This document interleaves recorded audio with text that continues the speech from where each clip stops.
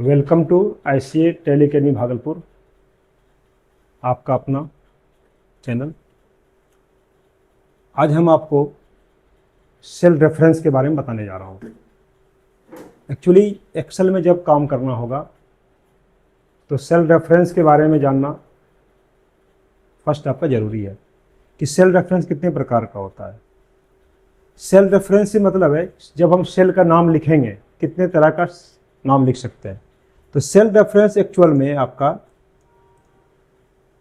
5 types का होता है।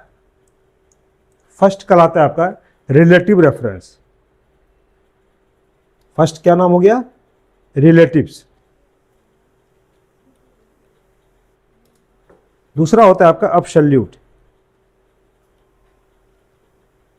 तीसरा आपका होता है मिक्स, सर्कुलर, और लास्ट आपका होता है 3D सेल रेफरेंस। अब देखिए रिलेटिव क्या हुआ। नॉर्मल जो हम लोग सेल का नाम लिखते हैं, लाइक जैसे अभी अगर मैं बात करूं, सपोज किसी एक सेल को मैं हाईलाइट करता हूं, ठीक।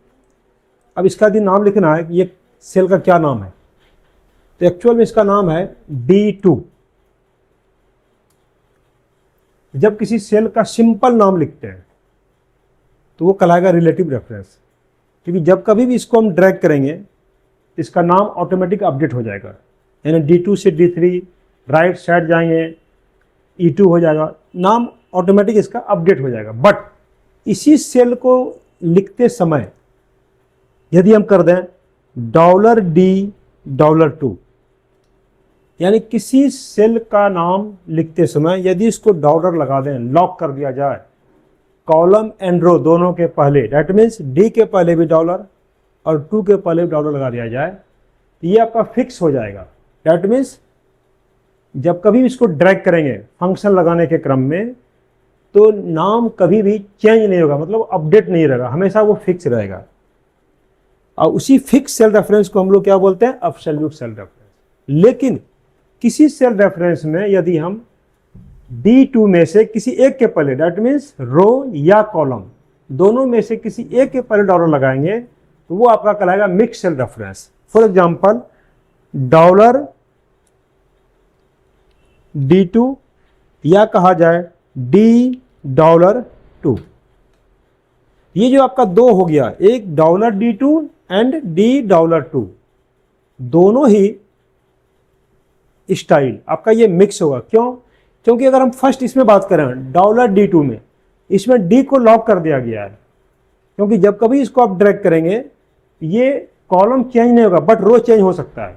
यानी कॉलम लॉक है और रो वेरिएबल है, ये चेंज हो सकता है। बट मैं यदि नीचे की बात करूं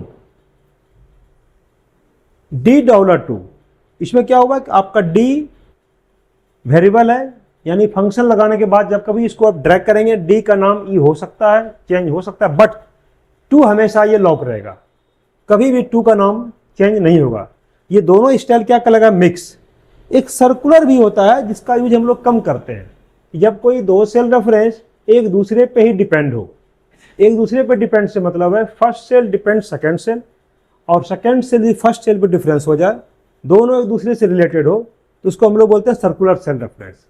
और लास्ट में आपका आता है 3D सेल रेफरेंस।